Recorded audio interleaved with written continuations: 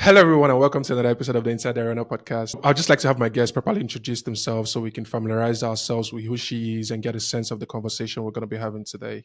Hi everyone, my name is Funmto Ogunbanwo. I'm a clinical mental health therapist and the lead psychotherapist at Ibiayo Therapy and Wellness. Ibiayo Therapy and Wellness is a therapy practice that serves people that are seeking support, so seeking therapy support. And yeah, I have a background in trauma. So, trauma is one of my areas of expertise and specialty. And I'm really excited to be talking about that. I also have expertise, just supporting people that are facing different life experiences. So, trauma included depression, anxiety, life transitions, and things like that. So, I've been in the mental health field for close to 5 years. So, yeah. Yeah, welcome. Glad to have you here. Let's talk about a BIO like a little bit. Can you tell us exactly what it is, when it Mhm. started, and what the experience has been like so far practicing here in Nigeria? Yeah, definitely. So Ibiayo therapy and wellness. So Ibiayo means place of joy in Yoruba.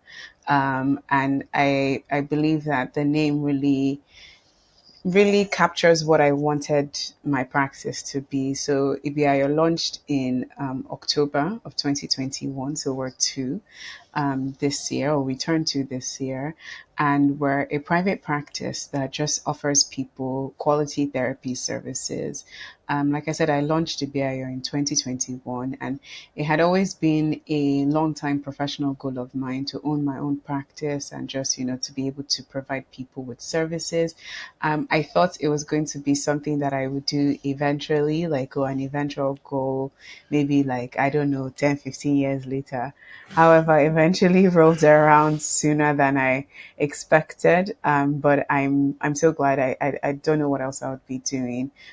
But running a BIO. And yeah, so like I said, we offer quality psychotherapy services. Our focus is really on just offering quality and ethical psychotherapy services because unfortunately, one, there aren't a lot of options out here in Lagos and Nigeria as a whole, with psychotherapy services, and the options that exist. Unfortunately, there have been, not so great experiences. People have had not so great experiences. So whether that's professionals that, don't have the right qualifications or backgrounds, or even just, providing unethical services. So really pride ourselves on, just offering those quality and ethical services to just ensure that people are safe, to help them process whatever it is that they might be going through in life. And of course, just empowering them to just, with the right tools that they need to just live a healthy and fulfilled life. Yeah, awesome. I really like to ask this question, right? Especially to professionals like yourself.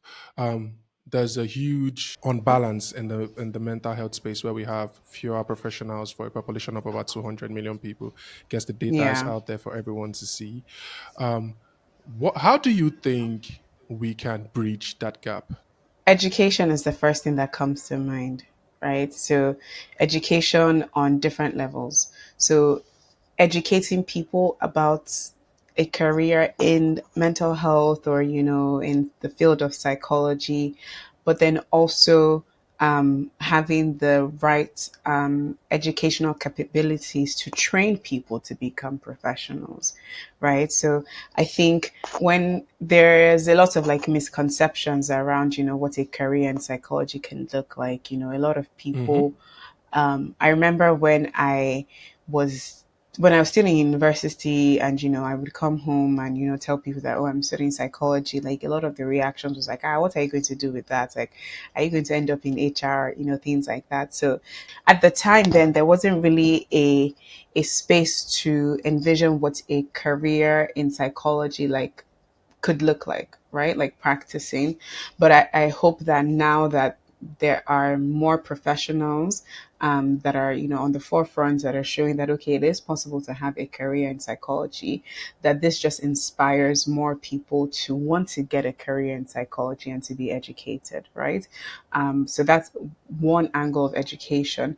But then the other angle of education is also just having the right capabilities, having the right institutions to educate people, right? So whether that's by having just having things like, I don't know, institutes that can do like a long-term professional course, in psychological first aid, just things like that, just so that there are different professionals within the mental health field, within the psychological field in Nigeria, that can all serve different functions, but ultimately the goal is to just help the community.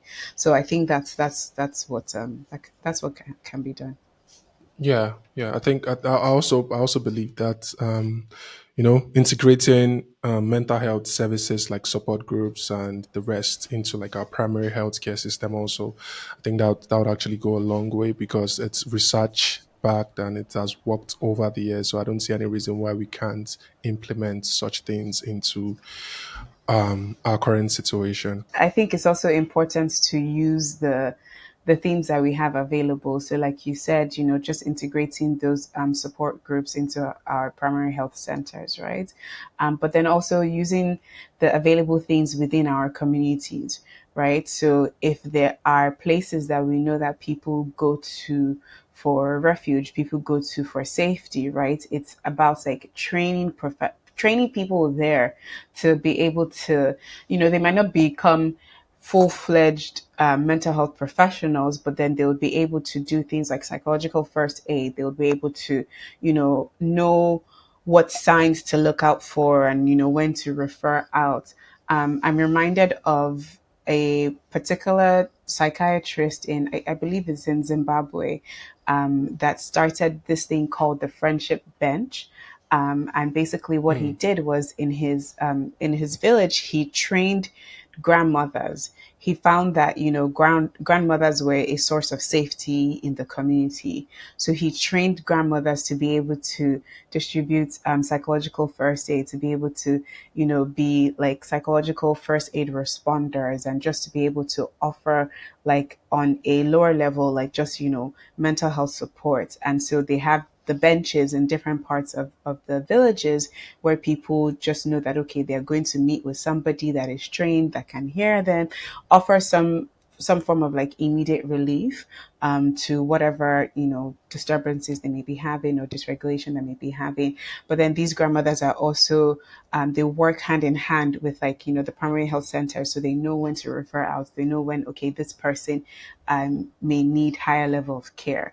So I think we also need to integrate things like that, right? Things that already exist within our community, so that people can start getting the immediate help and attention that they need. Because yes, education is great, like I mentioned. However, if somebody were to, formal education takes a while, right? For me to become a clinical psychotherapist, I had to go to school for 6.5 years, right? And so not everyone may have the luxury of doing that, right? And we need immediate attention. So I think it's also finding the structures within our communities that already exist, and then just adding and incorporating the components of mental health. So we're talking about like churches, schools, and Exactly. mosque and things like that. So there's this Exactly. lady who owns like the Northern Therapist practice, which is primarily focused on relationships and the rest. She's in, I think, somewhere in the north. I had her on the podcast. They do this projects Okay. called Project. I'm going to really butcher this right now, but just stay with me. It's called Okay. Project Zoma now, something like that. It's Okay. actually like Hausa. I can't really remember what it is specifically. So what they do is they recognize that women are the primary foundation of our society, basically. So they train women, right, on mental health first aids and the rest of it. So these women, Nice. they organize support groups, they go into their own communities and they, try to pass out that knowledge and the rest of it. And they've been doing that for like a couple of years now. And they Nice. have good result. I'm even waiting on like reviews that she said she was going to share with me of the impact of what the project has been like so far. So yeah, I fundamentally believe that there's a pressing need for mental health, innovative solutions or innovative things that can actually bridge the gap Interventions. between Yeah. the limited interventions, between the limited professionals we have and the pressing need of the large majority of people who needs this help and attention. So I completely agree Absolutely. with that. But something else you said earlier on was when you were initially studying psychology, there was the mental health landscape wasn't really looking nice, and people were like, "Oh, what are you Hmm. going to do with this? What are you going to do with that?" So my question is, um, how long ago was that, please, if you don't mind me asking? So I would say that was, ugh, I have to do math. Maybe like Roughly, just an estimate. roughly, I would say like, so when I would get comments like this, roughly, I would say maybe like um 8, 9 years ago. Oh, interesting. So Hmm. I guess my question is, how has the landscape changed from like a decade ago to what it is right now? What have you seen that is encouraging, and where do you think we can be as a country, as a society, if we continue on the same trajectory in the next 10 years? Yeah, so I would say that the landscape has changed in a positive way. It continues to change. It has changed and it's continually changing in a positive way.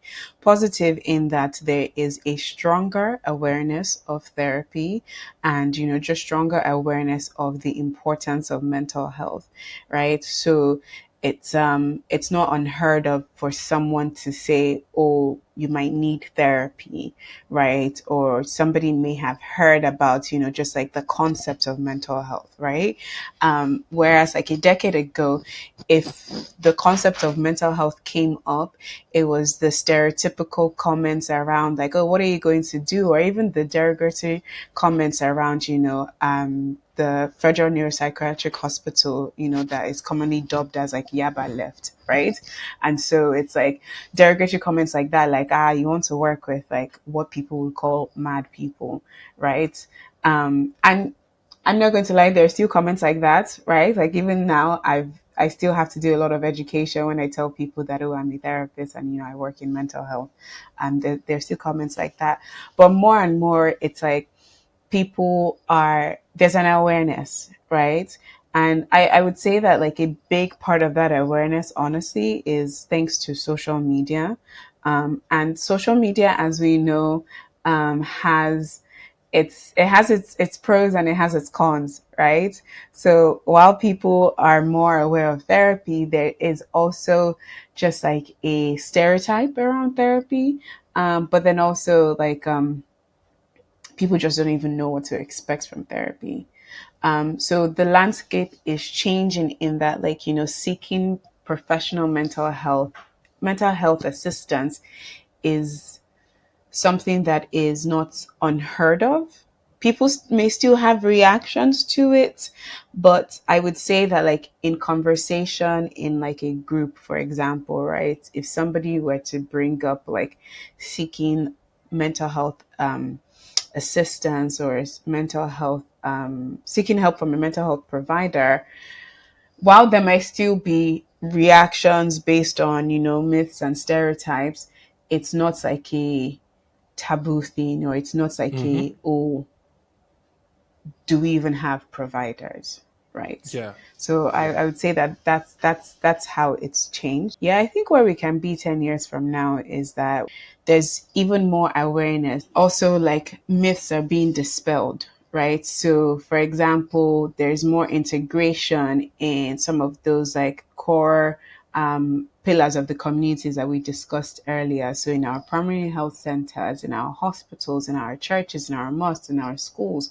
right? There's more integration, right, in those centers, in those key pillars of our society. But then also there are more providers and also more people that are seeking help. So more people that recognize that, okay, that recognize, when to seek professional help, when to seek professional assistance, right? Because now people kind of start seeking assistance like almost when they're in a crisis, or like things are like, have gone not so great. But I think if we continue on this trajectory, also with the help of social media, right, and just conversations like this and just more awareness, I think we'll be in a very good place. Also, this is also just keeping in mind, the mental health bill that was passed earlier this year by the former president. I'm hopeful that 10 years from now, there's really a strong integration of that, right? We would have seen the the workings of that in just like our primary health centers, for example, in our hospitals, in our healthcare as a whole. Yeah, I agree. The mental health act is a big deal. Our media didn't really make so much of it, but I really think it's something to be celebrated because the more people are aware of things like that, it's a foundational piece for what can be built on top of it. And although it's a bill, like we all know that the implementation of bills anywhere in the world is way more difficult than just getting the bill passed itself. So there's still a lot of work ahead of us. Going back to what you said earlier on, I also think a lot of appreciations and recognition also needs to be given to a lot of um, this NGOs and organizations that are Yes, putting in tremendous work into creating this absolutely. awareness, like a whole lot. They've done. I don't. It's almost like I don't think it's fair to kind of like portion out like how would I say this praises to people, but I think they've done way more than 50% in terms of Oh, awareness going absolutely. into. Yeah, they've done a lot. Assad's, there's so many Assad's of them, and Mani, She Writes yeah, Woman. man, Yeah. as amazing organizations, and we continually need to give kudos to them and support them in any way, shape, or form we can. I think that's really, really Absolutely. important. Part of the reason why I really wanted to talk to you was because reading your profile that states that you practice from a trauma informed lens and you're particularly focused on and interested in trauma. So I think there's an oversimplification of what trauma is in our society today in Nigeria. And I think um, as we continue to educate ourselves and more awareness about mental health as a whole continues, I think we need to talk about the various aspects of mental health so as to educate people, given the fact that it's actually a very large spectrum. Because the awareness is coming to life, people self-diagnose themselves a lot, right? And Yes. sometimes it's even fashionable. It's even Yeah. fashionable. People go as far as even putting it on their social media profiles sometimes. Can you talk about what you've noticed with that trend and the dangers it might actually pose to people who are actually going through the actual conditions? So the trend that I've noticed both from like a professional and personal lens is just people just like you said, quick to diagnose themselves, right? And it's because hey, shout out to Google. Google is there, right? A quick diagnosis. I actually not even Google.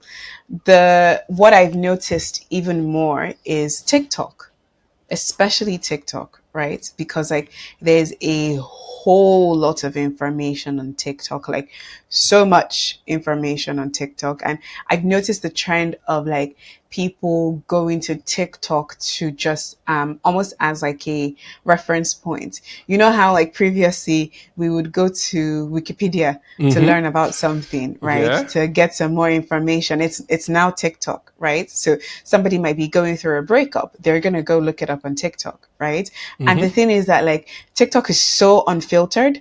There is no form of control on TikTok. There is no form of regulation. So somebody might be saying XYZ, but that XYZ is actually harmful, Mm-hmm. right? So I've noticed that trend of, people just very quick to diagnose themselves because of like a TikTok video they saw. It's usually TikTok is usually the biggest culprit actually. So very quick to diagnose themselves. The things that people are quick to diagnose themselves with is things like, ADHD. Noticed that a whole lot.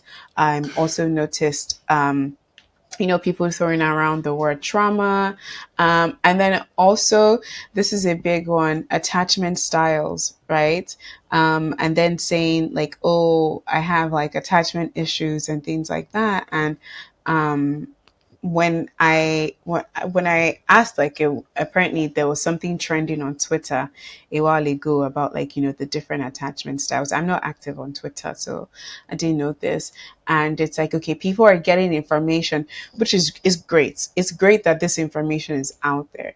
However, the danger that exists with it is that one, this information is unregulated, right?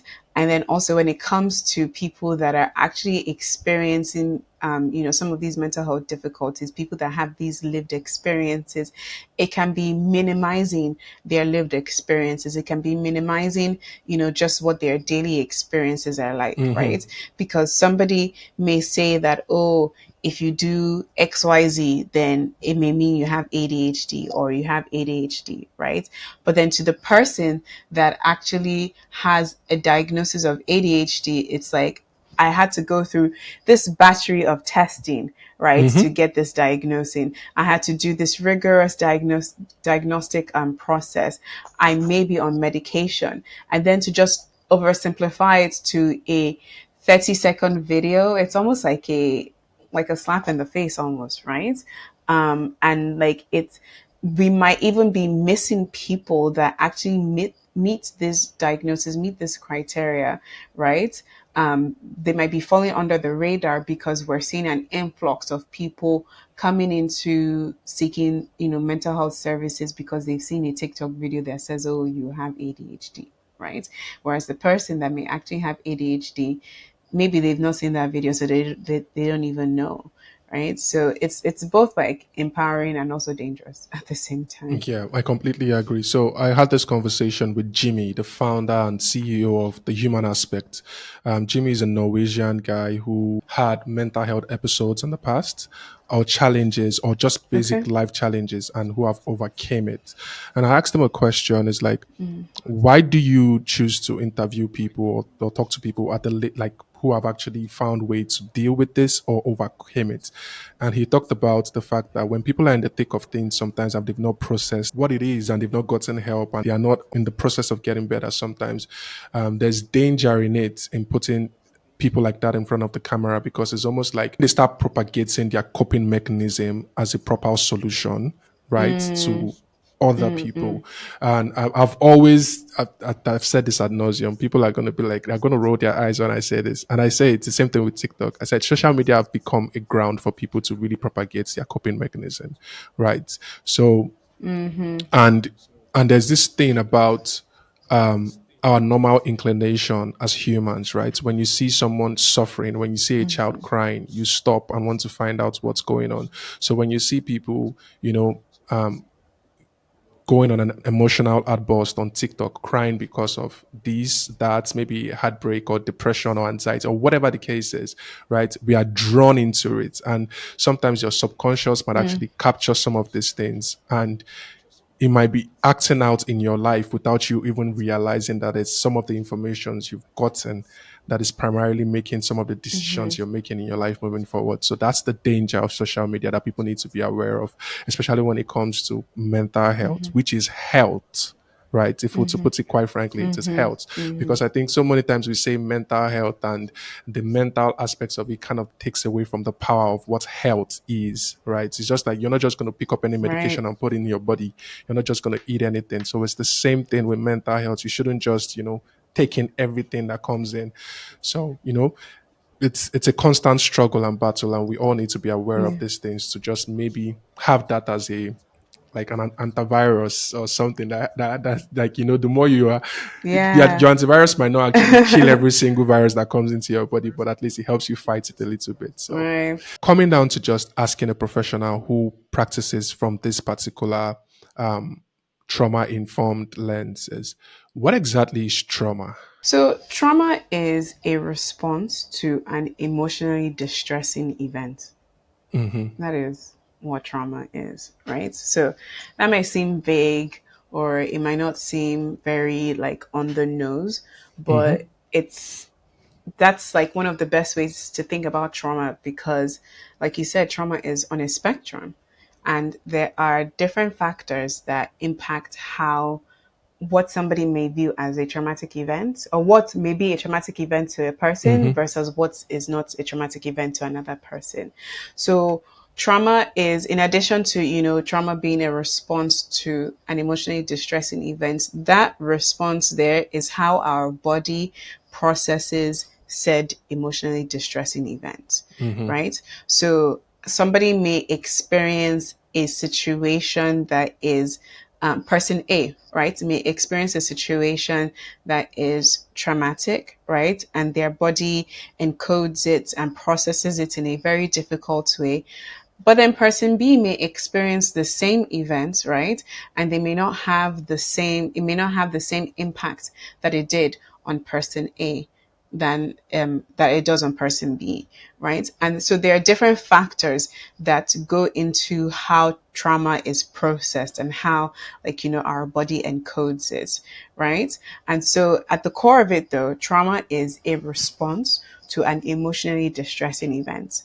So the loss of a loved one can be a traumatic situation, right? So if someone isn't processing, if a person's body is processing it in a difficult way, right, that might be a traumatic event, right? So essentially, from what I've said, there are factors that go into helping us process trauma, right, and helping us, like, and like trauma being a prevention of trauma being, like, something that is encoded and, processed difficult in a difficult manner in our bodies, right? So an example would be, just like community, and, like, community resources, having a safe space that you can actually talk through some of those things. I'm not even talking about therapy.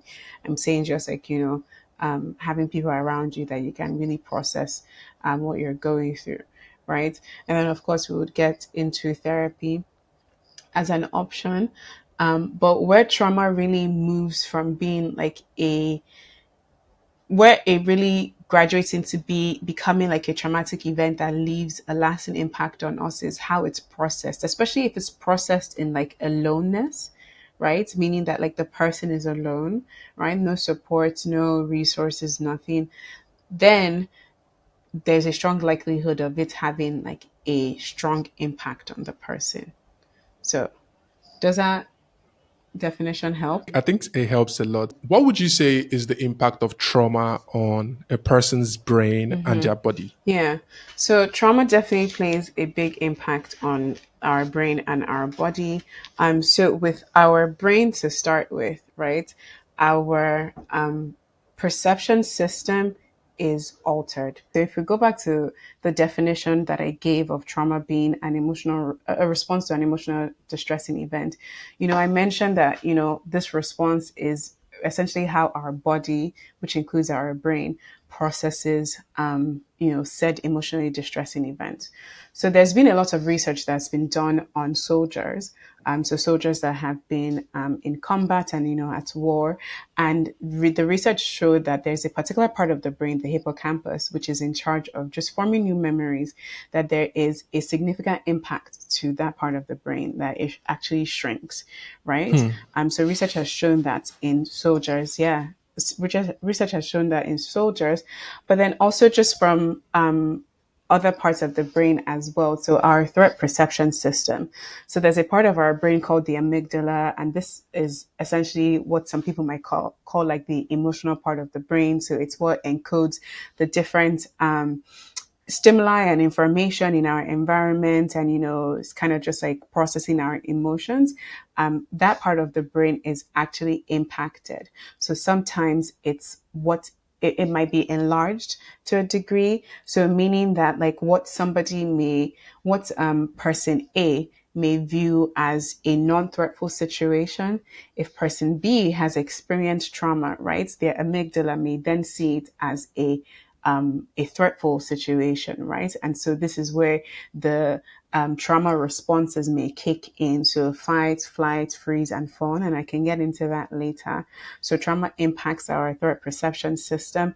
And then there are also other parts of the brain too. So the parts of our brain that, send signals to our body to secrete certain hormones like adrenaline and cortisol. Some of those parts of the brain might be overworking, right? So adrenaline and cortisol are stress hormones, right? So cortisol is a stress hormone, adrenaline is a stress hormone. So it's like when there's a threat, when our body believes that there's a threat in front of us, right, our body starts secreting those hormones and getting ready to respond, right? However, if there's an oversecretion of those hormones, especially cortisol, it can be neurotoxic, right? Meaning that it can even kill certain parts of like the hippocampal cells, right? And so that's in the brain, but then also from like other parts of the body, like physically, an oversecretion of cortisol and oversecretion of adrenaline can leave somebody exhausted, right? Because imagine that you are just like primed to attack and to, just confront danger, right? If that's your continual state, your body is going to be depleted. Your body is going to be, exhausted. So leaving you susceptible to, illnesses, right? So physical illnesses, somebody may have a difficult time like recovering from like common physical illnesses. And then with just the body, other parts of the body too, you know, if your body feels like it's ready to confront a source of danger, right? You may be having issues sleeping, right? Hmm. You may be having issues concentrating, right? You may be having issues eating. You may be feeling confused. Again, the physical exhaustion that I described. You may be feeling sad, right? So that's just an overview of how like trauma impacts our brain and our body. I know that like it kind of got scientific, but I hope that it was helpful and understandable. Yeah, it also needs to get scientific a little bit because just as we're talking about the educational aspect of mental health, we also need to put in effort as individuals, right?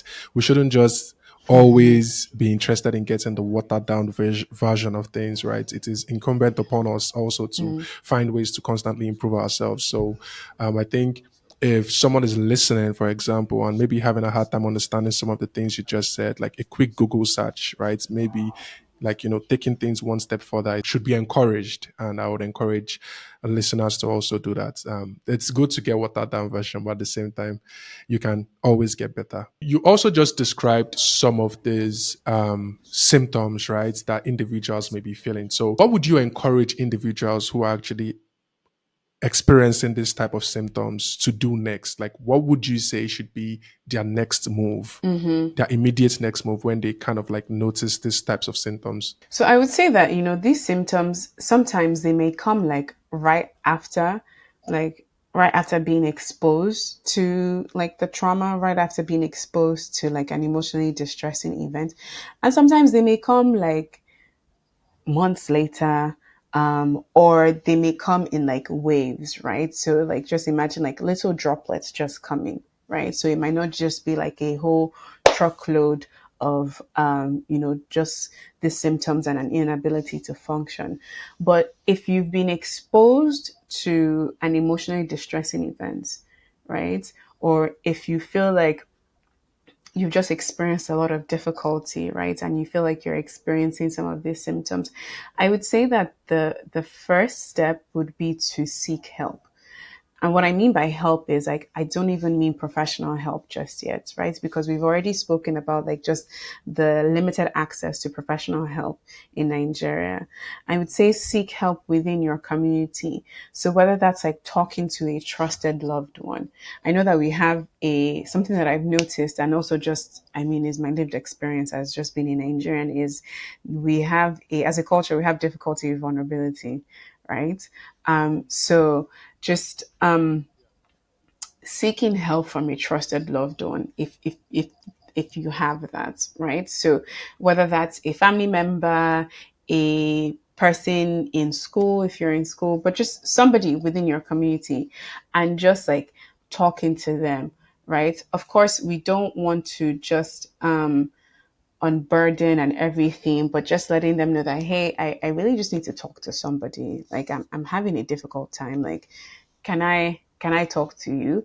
And they may not have the right words to say. They may not, have the things to help you. They may not be able to offer coping mechanisms or coping skills for you, right?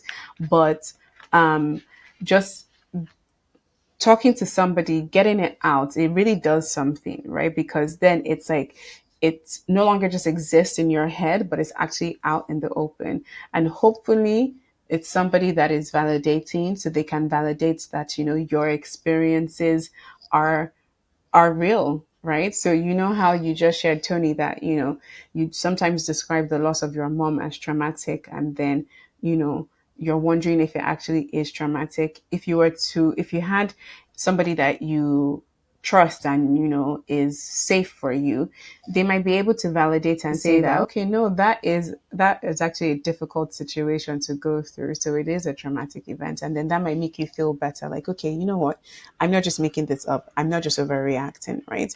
Because when we experience Hmm. trauma, some of these symptoms that we experience as an aftermath, we start to process. It's like, okay, am I the one that is just overreacting? Am I the one that is just overthinking this? But then actually talking to somebody, right, when it gets it out of your head, but then hopefully they're also able to just validate you and say that, okay, no, you're not overthinking it, right? So I would say talking to somebody. And then next, if you have the resources to, seeking professional help, right? So that you can really start to start developing coping skills for yourself, start developing tailored made coping skills, right? Because I was actually going to say, like, oh, looking up resources online, which might be helpful, right? But there's definitely something that comes with, sitting with a professional one on one and developing like tailored made resources, tailored made coping skills that are designed to you, not just like, the entire population. So if you have the resources to do that, definitely do that. If you don't, then, seeking help online, finding quality resources. I would say that if you're seeking help online, you always want to get your information from trusted sources, right? So you want sources that it's either by like the government of like a certain country or certain organization. So for example, like the American Psychological Association or the American Psychiatric Association, the National Institute of Mental Health, things like that, where it's like, okay, these are sources that are trusted. They're going to be providing evidence-based practices, right? And then just being open to exploring different coping skills, being open to exploring different coping strategies. If your sleep is impacted, being open to exploring things like breathing, counting, just things like that. Journaling might be helpful too, especially if you're dealing with like intrusive thoughts. But those are just some things that I would say someone could explore. Awesome, awesome. That's amazing. But I want to take it back to something you said earlier on just now because I don't pass on the opportunity of addressing and looking at mental health from a cultural perspective because I actually think it's important. You said something earlier on, like at the start of this conversation, about integrating some mental health services and support into already established, aspects of our society. You talked about like the one on another country about the bench and the rest of it, and you just said something about we have a culture of not being vulnerable in Nigeria, and the other aspect of that is this. I think sometimes what we need to say to people, apart from saying the process itself of sharing kind of like takes off some of the burden, right? Is also something you said, like the person you're sharing with might not have all the answers or all the coping mechanisms or strategies to give to you. I think that part needs to be highly emphasized. And this is my reason for that. I think as a culture, as a society, we've been trained Mm, to expect instant results. mm, mm. This is a lie that our governments have propagated in times of elections. Mm, Way before I was born, vote for me, I'll take away your problems. This is some of the capabilities of our religious organizations. I have nothing against religion anyway. Um, I just need to put that out there. I was saying, oh, just come to church or, just say this, say that, and things get better. yeah. And I think sometimes the process aspect of things getting better and understanding perfectly that progress is not just an upward trajectory and Yeah. there's sometimes there are dips I think that needs to be beat into our head as a society, Absolutely. especially from the millennials up onto like we need to know this Mm-hmm. because sometimes I've heard people say I shared it and the person didn't even tell me anything. Like I just even felt stupid. Like, why did I even say it? Mm, And I think that is coming from an aspect of you saying, like, maybe like if I share, then automatically the problem goes away, or automatically I get all the right answers I mm-hmm, need. mm-hmm. So I don't know if you can speak to that from a professional point of view, like Yeah. really. Yeah. Yeah, definitely. I think it even shows up. Not I think. I know that it shows up with therapy, right? So Mm-hmm. I would often have people ask me, like, oh, how many therapy sessions will I need? Right? Mm-hmm. And my response to that is, I'm unable to say. Because I can say that you will need 4 therapy sessions, and guess what? At the end of those 4 therapy sessions, we've barely scratched the surface. Or, somebody may come with one presenting concern, but then as we get deeper, it's like, oh, that presenting concern is actually not what the actual issue is. Or, somebody may come with a presenting concern. We're getting deeper into what the actual issue is, and then life happens. Then there's a crisis, and we have Mm-hmm. to attend to that Yeah. crisis, right?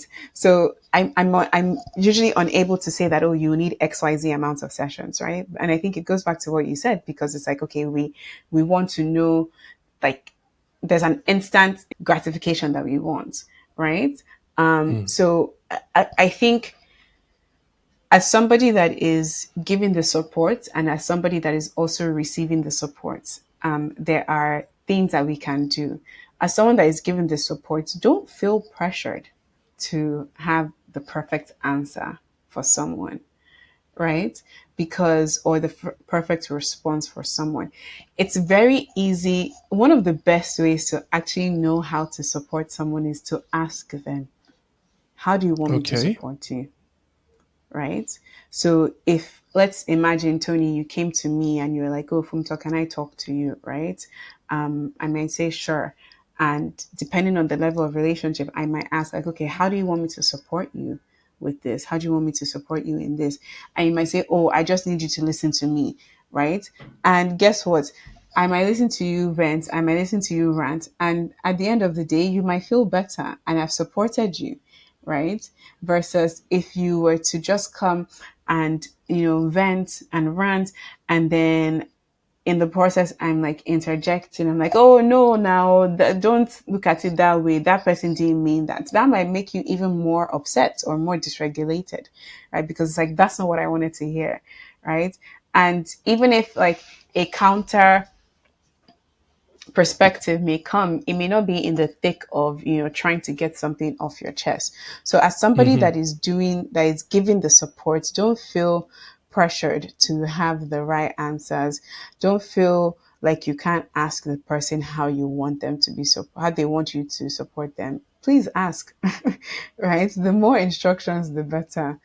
But then, as somebody that is receiving support, you also have to go in knowing that, okay, this person, depending on what kind of support that you're wanting from the person, it's going in with the mindset that, okay, this person at the end of the day might not be a professional, or this person at the end of the Mm-hmm. day is a person and is dealing with their own stuff, right? So if you get Mm-hmm. a response that you don't like, you don't have to internalize it and then say that, oh, I shouldn't have spoken to the person. And I mean, this is within the context of, as long as, like, trust wasn't broken, confidentiality wasn't betrayed, and things like that, Mm-hmm. right?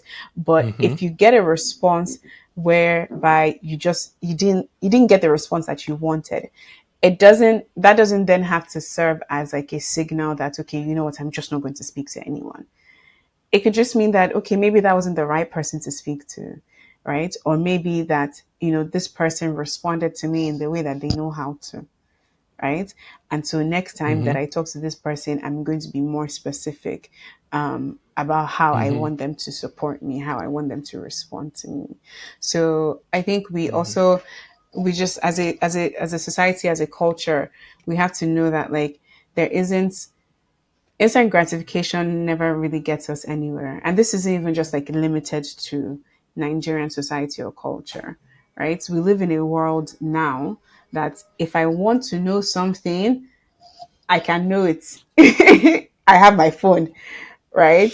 Or if I want to Yeah. get something, I can get it, right? But it doesn't always work that way when you're dealing with human beings. So yeah, Yeah, various delivery services and the rest of it. Yeah, I think, yeah, exactly. the movies, even medications these days are being advertised as instant relief, yada yada yada yada yada. It's the whole marketing culture also. Whew. But something you said that was really important. I think I would find time to have this conversation with someone, or maybe a professional or something, or maybe if you're willing to do it, something. It's like, because taking the burden off people who people come to help for to, like family and friends, when somebody comes to speak to you, because I think most times there are two things at play. There's the overwhelming experience when somebody comes to you and you are just caught off guard, and sometimes you don't know what to do, and that plays a role. And I also think there's the arrogance part, where somebody comes to you, you might not even necessarily be listening, you are just waiting for them to finish so you can talk. You feel like because Mm-hmm. they've come to you, all of a sudden you are Odin, you're like, you're so wise. Yeah. And so Yeah. like, so I think I think it is actually a reality, and we need to recognize Mm-hmm. these things in ourselves to better Yeah. help us when situations like this arrive. So moving on, we just talked about how individuals can also recognize when maybe they're experiencing a traumatic event. But I believe that there are three parts of you. There's a part of you that you know and nobody else knows. There's a part of you that everybody around you knows, or some people know and you have no idea. And there's a part that you know and everybody else knows. So, and And there's one more part. sometimes maybe, okay, go ahead, please. Let me learn. The What's that part? yes, so it's the unknown. It's the self that is not known to you or known to others. So what you just described is called the Johari window. So it's Oh, basically a model of, just like interpersonal relationships and like just like interpersonal knowledge rather. And it says that there is the known self, the hidden self, the unknown self, and then also like the blind spots. So what you just described was that the Johari window. thank you. I picked up something. Thank you very much. I really appreciate You're that. welcome. So, Yeah. for individuals who might be, expressing these symptoms outwardly and may not be aware they are, right? Family, friends, what should they be on the lookout for? How can they spot these things, right? And how can they help in that situation? That's a really good question, right? And this isn't just limited to trauma. This is limited to any other mental health difficulty, right? Because with mental health difficulties, we would see that there is an internalization of symptoms, like internalized symptoms, but then there's also externalized symptoms, right? So as a family member, what you're going to be seeing is most likely the external symptoms.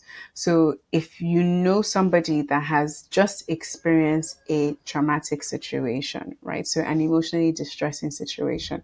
So in fact, if we want to give examples of that, examples would be the loss of a loved one, right? Mm-hmm. Examples would be experiencing like accidents, right? So either they were in the accident, a part of the accident, um, being laid off, right? Mm-hmm. Losing their job can be a traumatic event. Um, being experiencing like just like robbery, right? And then even like in Nigeria experiencing just police brutality, right? So they Mm-hmm. had an experience with the police that wasn't favorable. Just things like that, right? Maybe even from like a family perspective, being kicked out of the family home, right? So they're just different things that would fall under the category of, just like an emotionally distressing event, right? Mm-hmm. So if you know somebody that has experienced that, you want to look out for their behavior.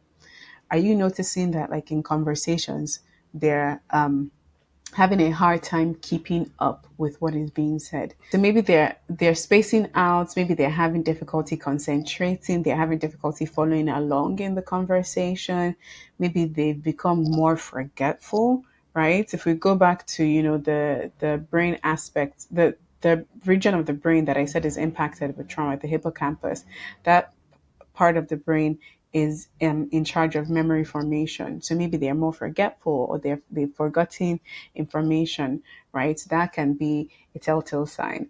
Another thing is you want to look out for just like their hygiene habits, right? So are they having difficulty with, like, even things like showering and things like that? But then also like feeding habits. Are they not eating?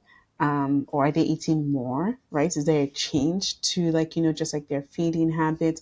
And then also their sleep, right? If you are with family, for example, if you live with a family member and you see that, okay, maybe they are sleeping more or sleeping less, right? Those are things that you can look out for, right? And then also just like their mood, right?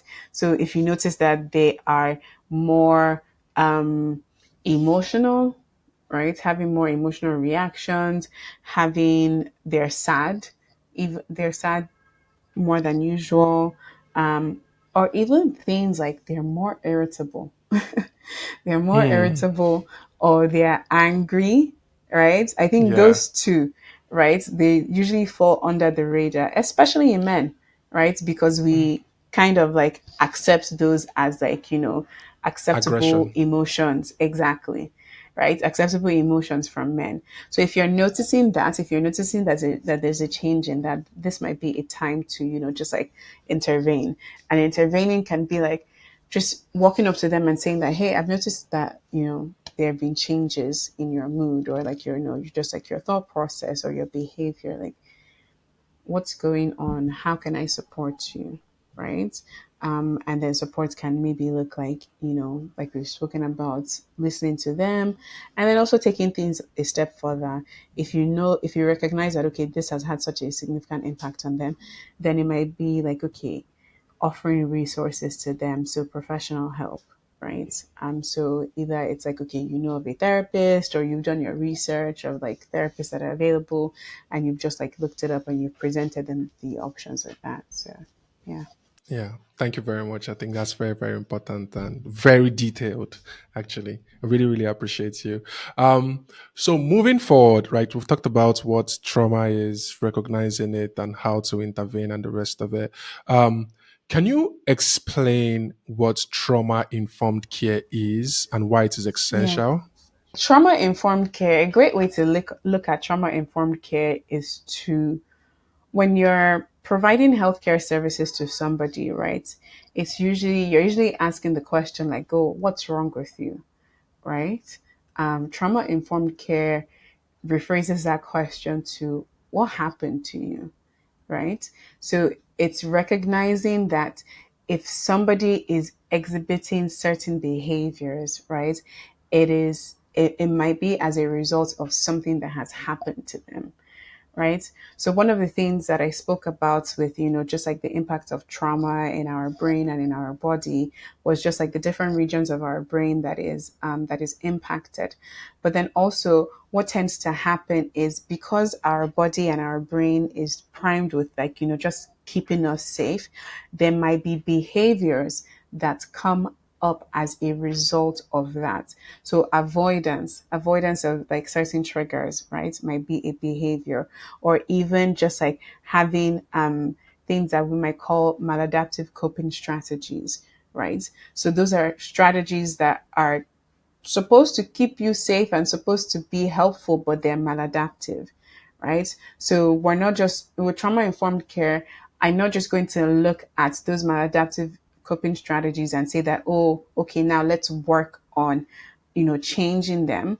But I'm going to look at them and see that, okay, these strategies exist for a reason. So it's understanding why they even exist, right? And then putting the client in a place of feeling in control and showing them, okay, that these strategies may have developed as a result of XYZ trauma, right? And now, can we see how these strategies are no longer helpful for you? Right. And then moving them through that process of like, okay, the strategies, maybe they were once helpful, but now they're no longer helpful. And then putting them in control of like, okay, now I can change the strategies. Now I can change this, these behaviors. Right. And then trauma informed care is also just being patient, right? Being patient and understanding that people that have experienced trauma may not are likely to they're less likely to encode and process certain things versus somebody who hasn't experienced trauma, right? So someone that has experienced trauma may have their threat perception system is off, like I mentioned, right? So with the lightning that just went off, right, in your background, a person that experienced trauma and there was lightning in that traumatic experience, right? They may become severely dysregulated as a result of that. So crying and stuff like that, just emotionally dysregulated. Trauma informed care is being patient with them, regulating them, getting them back to a stable point, and helping them move through it. Non trauma informed care would be like, okay, just quickly trying to get them to snap out of it, or quickly trying to apply, tools, right? Tools that may have to do with like cognition, but it's like, no, that's not what they need in that moment. In that moment, what they need is to be regulated and to calm down. So trauma informed care requires a lot of patience. And, something that you mentioned earlier was that, with progress, like it's never linear, that with progress, like there might be dips, right? Trauma informed care is an awareness of that too. So if you're seeing regression in certain behaviors, right? If you're seeing regression, it's not a cause of, it's not immediately, like a cause of concern, right? It might be that, okay, you know what, this person might be overwhelmed, so they're regressing to behaviors that they know, right? They're regressing to behaviors that they're familiar with. But this is where we have to take a broader view of things, right? Because even though progress is never on a straight linear line, if we draw progress in a zigzag line, but then we put a line through it, what can we see? There's an upward trajectory, right? So the zigzag may include like dips and stuff like that. But as long as there's an upward trajectory, then we're still making progress.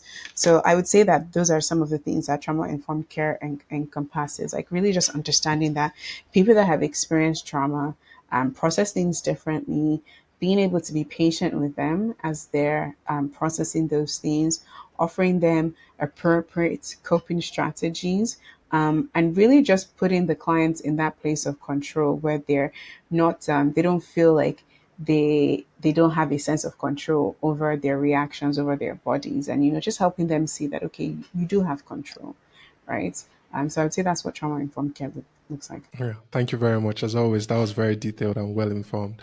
Um, so that's from the clinical perspective, right? Okay, now let's look at it from an individual perspective, from a communal perspective, right? How can individuals foster an empathetic environment for those that are healing from trauma? That's a really good question. And the patience, patience, man, Yeah, patience is the it's number one everything. thing. It honestly is everything, right? It's being patient with a person. So fostering an empathetic environment for somebody that has experienced trauma is being patient with them, being patient with them, realizing that they are having a difficult time, right? And if you are, it's like a child that is distressed and they come to their mother and they're crying and their mother starts shouting at them. Guess what? Now we have two distressed people. We have a distressed child and a distressed adult. So that child is not going to be able to calm down and then soothe and then regulate, right? They will just become even more dysregulated, right? So if the mother is patient with the child, the caregiver is patient with the child, right? And responding to them in an appropriate way. So whether that's like, hugging them, whether that's validating their experience, just providing some sort of soothing that helps bring the child's regulation dysregulation down, right? So now with fostering an environment, I know oftentimes there's like the fear of like, like cuddling people and, like excusing bad behavior and stuff like that. And yes, that's very much a legitimate concern. But fostering an environment that is empathetic is just understanding. I think we have to start with patience and understanding that, okay, this person may be acting in XYZ way because they've experienced this, right? So just, I mean, if we're looking at empathy, it's being able to just um, being able to put ourselves in the person's shoes, right? It might not mean that we're taking a walk in it. It's just being able to understand that, okay, this shoe may be tight, so I understand why this person is acting in this way, right? It's not excusing it. So it's just understanding and patience, right? So making sure that we're responding in ways that isn't further dysregulating the person, making sure that we're responding in ways that they're able to process the information that we're trying to convey to them. If somebody is highly upset, if somebody is highly dysregulated, if somebody is crying, if somebody is exhibiting some of those like, external symptoms that I've mentioned, they're not going to be able to process whatever it is that you're saying to them, whether you're saying it's shouting or you're calm, right? What they need is just to get back to baseline and to be able to understand what you're saying. And then just communicating in sensitive ways. Again, sensitive doesn't have to mean you're cuddling, right? But sensitive means that, okay, if um, somebody experienced, if somebody's traumatic experience was like, um, I don't know, an accident, right? It's being mindful, right? Being mindful that, okay, maybe you are, if they're in the car with you, you're mindful of how you're driving, right? Or you're mindful if they're having a reaction based in the car. So just being sensitive, right? Just, I think also being kind. Yeah. Empathy. Just being kind. Yes, empathy is really the word. Empathy is really the word. Yeah. Yeah. Thank you very much. So, in summary, what are some key takeaways you'd like our listeners to remember from today's conversation? Yeah, I think some key takeaways is I want people to one, hopefully there's a better understanding of what trauma is, right? So trauma is different from stress, right? And life is hard, right? Things that are going on in our current states of just living is even harder, right? And yes, life sucks, or life can suck, right? But it doesn't mean that like every experience that you have is then trauma, right? So just having a better understanding. I want people to be able to leave this episode just having a better understanding of what trauma is, understanding how trauma impacts the body and the brain. Yes, again, I know that I got very scientific, but the summary of all of that was that trauma impacts the brain and the body in a very significant and powerful way. So if you are seeing somebody that is reacting, know that they are not just choosing to react that way. It's because whatever traumatic events that they've experienced has then resulted in, impact to their brain and their body, which may then show up in certain behaviors, certain maladaptive behaviors, right? So I want people to understand that. I know I didn't really dive into the four trauma responses, but there are four trauma responses. There's fight, right? Fight is when we feel like we can just confront the source of danger. There's flight. Flight is when we want to avoid the source of danger. Freeze, like the name implies, is when we're just kind of stuck and frozen. And then fawn. Fawn is when, in the source of danger, we kind of want to just like please our way out of it and, like kind of like people please, right? So I want people to take away that. But then also just I want people to walk away just knowing how to support and also give support, how to give support and how to receive support, and also just be more patient, be more kind. Hopefully, cultivate more spaces that are empathetic, that are just understanding and just calm. So calming for people. So yeah, I would say those are the takeaways that I want people to Yeah. leave this Yeah. episode with. Yeah, I really, really appreciate you a lot. And I thank you very much for taking the time to have this conversation. I know there's a lot we didn't Of cover. course. Hopefully, we can maybe do this in the future later. But before Yeah. we get to round up, right, for individuals who may be listening today and they want to reach out to you as a professional for your services, or maybe for individuals who Mhm. just want to connect and learn more from your work, how can they reach out to you in those both instances? Yeah, definitely. So I would say that you can reach out to me either through the website or through our Instagram page if you want to learn more. So the website is www.ibio.com. That's IBIAYO.com.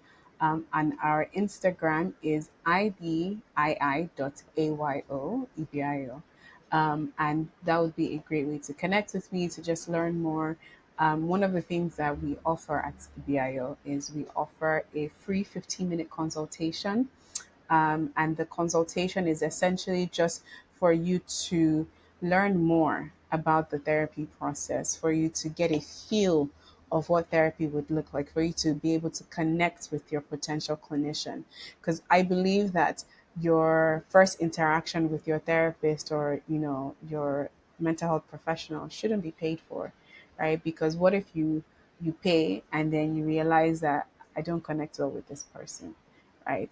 So that's what the 15-minute consultation is supposed to do, just to be able to connect with the person, see if it's a good fit, understand if you even want to invest in your mental health with this person. So you can book the consultation through our website. It's also in the link in our bio. And then, yeah, just follow us on Instagram to just get some more information. We have posts, videos, all of that good stuff. So yeah, those Yeah, are the best ways yeah. to connect with me.